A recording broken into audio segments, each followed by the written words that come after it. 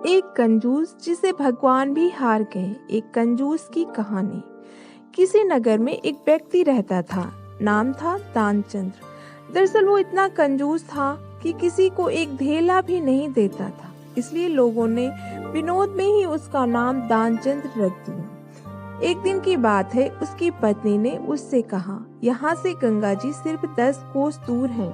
सारा जीवन तुमने सिर्फ रुपया कमाया और बचाया है। कम से कम एक बार गंगा नहा कर आओ तो तुम्हें भी पुण्य मिले और कुल को भी।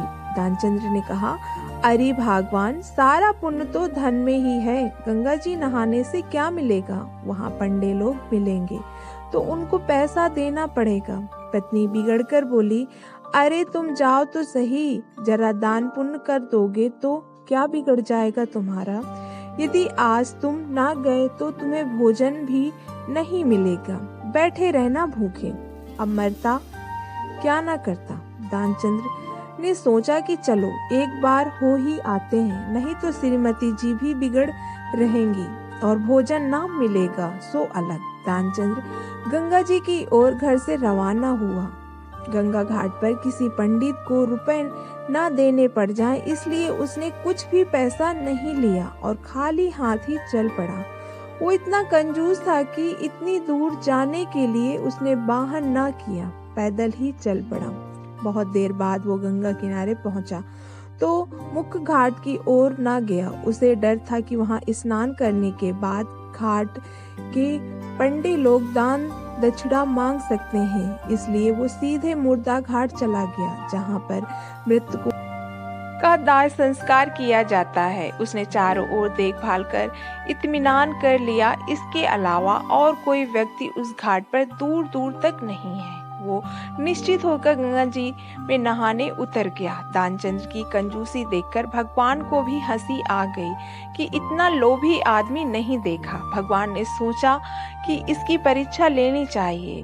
उन्होंने तुरंत पंडे का भेष धारण किया और उसी घाट पर पहुंचे जहां दानचंद्र नहा रहा था। जैसे ही दानचंद्र नहा कर आया, तुरंत पंडित जी के भेष में भगवान बोले, यजमान की जय हो। दानचंद्र अचानक पंडित जी को देखकर घबरा गया। बोला, आप कौन? पंडित जी बोले, संतोषी ब्राह्मण महाराज इसी घाट पर पड़े रहते हैं, भगवान का भजन करते हैं। दानचंद्र बोला, हद है, मुर्दा घाट को भी नहीं छोड़ा।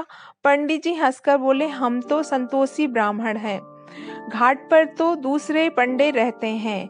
आप जैसे यजमान हमारी यहीं पर भोजन व्यवस्था कर देते हैं तो गुजर बसर होता रहता है। आपके यहाँ यजमान हमारे वर्ष भर तक के भोजन की व्यवस्था कर देते हैं तो चिंता नहीं रहती। दानचंद झुंझलाकर बोला, पर हम नहीं कर सकते। एक वर्ष क्या, एक दिन भी नहीं कर सकते। अरे एक दिन तो बड़ी दूर की बात है, एक समय की भी नहीं कर सकते। जाओ अपना काम देखो। पंडित जी हंसकर बोले, कोई जबरदस्ती थोड़े हैं, आप जैसी श्रद्धा हो, पर आज कुछ ना कुछ तो आपको देना ही पड़ेगा। गंगा जी का स्नान आपने किया है, सारे पाप धुल गए हैं, दान देकर पहला पुण्य कमा लीजिए।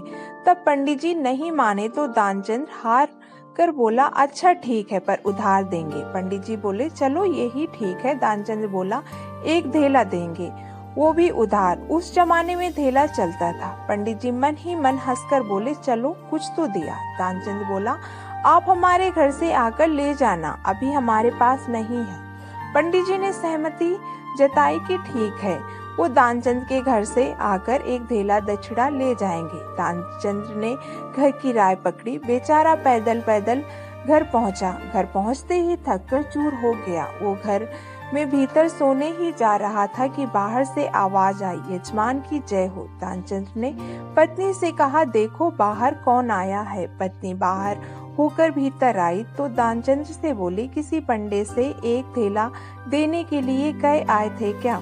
दानचंद्र ने बोला, कहा था। हाँ, क्यों? पत्नी बोली, आ गए हैं, बाहर बैठे हैं। दानचंद्र आश्चर्य से बोला, आ गया वो? हाँ। दानचंद्र बोला, कह दो कि हम बीमार हैं, 2-4 दिन बाद आना। पत्नी ने पंडित जी को हाल कह सुनाया। पंडित जी बोले, अरे यजमान बीमार है, दान मिले चाहे न मिले, लेकिन हमारे संकल्प में तो वो हमारे यजमान हैं। ऐसे संकट में यजमान को छोड़ना धर्म नहीं है, हम नहीं जा सकते, हम भी यहीं रहेंगे। जब तक यजमान स्वस्थ नहीं हो जाते। आप तो भोजन सामग्री दे दो, भोजन हम आप ही बना लेंगे। पत्नी ने अंदर आकर दानचंद्र को ये बात बताई। दानचंद्र ने माथा पीट लिया कि कैसे पीछा छुड़ाऊं। अपनी पत्नी से बोला कि जाकर कह दो कि दानचंद्र मर गया है। पत्नी बोली, ऐसे कैसे कह दें? दानचंद्र बोला, तुम जाकर कहो तो सही, हम सांस रोककर पड़े रहेंगे, पता ही नहीं चलेगा किसी को।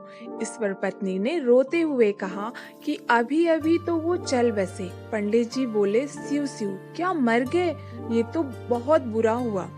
लेकिन यजमान का जब तक अंतिम संस्कार ना हो हम कैसे जा सकते हैं, और आप अकेली कहाँ कहाँ किसे खबर करेंगी? आप बैठो, मैं सारे गांव में खबर देकर आता हूँ।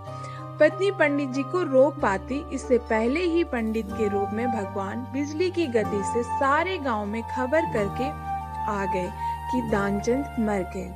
लोग सचमुच इकट्ठा हो गए। भगवान को हंसी आई कि ऐसा जिद्दी नहीं देखा कि सांस रोककर पड़ा हुआ है।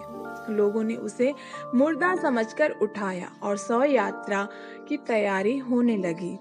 दानचंद्र की पत्नी जोर जोर से रोने लगी, ये कहते हुए कि अरे ये जिंदा है, मरे नहीं है। लेकिन गांव वाले बोले कि जाने वालों को कौन रोक सकता है, वो तो गया। ये तो तुम्हारा मुंह है जो ये कह रहा है वो जिंदा है। लेकिन पत्नी की किसी ने एक न सुनी। दानचंद्र को बांधकर और वो भी सांस रोककर बन गया। भगवान को बड़ी हंसी आती रही, ये बहुत जिद्दी आदमी है। शव यात्रा शमशान पहुंच गई। वहां दानचंद्र को जलाने की तैयारी होने लगी, लेकिन तब भी वो सांस रोककर पड़ा रहा कि कहीं पंडित जी को मालूम न चल जाए कि वो जिंदा है। भगवान ने सोचा कि ये मर जाएगा लेकिन धेला नहीं देगा। भगवान गांव वालों से बोले कि यजमान के कान में कुछ मंत्र बोलेंगे ताकि इनको मोक्ष मिले। भगवान ने दानचंद्र के कान में कहा, आया हूँ बैकुंठ से, तुम हित नाता जोड़, वरदान लेहू कछु मांग। जैसे ही पंडित जी ने ये कहा तो दानचंद्र ने सोचा कि ये तो भगवान है, और ऐसा सोचकर उसने जैसे ही आंखें खोली तो पंडित जी को पाया। उन्हें देखते ही उसने वापस आंखें बंद कर ली। भगवान ने फिर कहा, आया हूँ बैकुंठ से, तुम हित नाता जोड़, वरदान लेहू कछु मांग। दानचंद्र आखिरकार बोला, धेला दीजो छोड़। दोस्तों, कहानी पसंद आई हो तो चैनल को लाइक करना और सब्सक्राइब करना।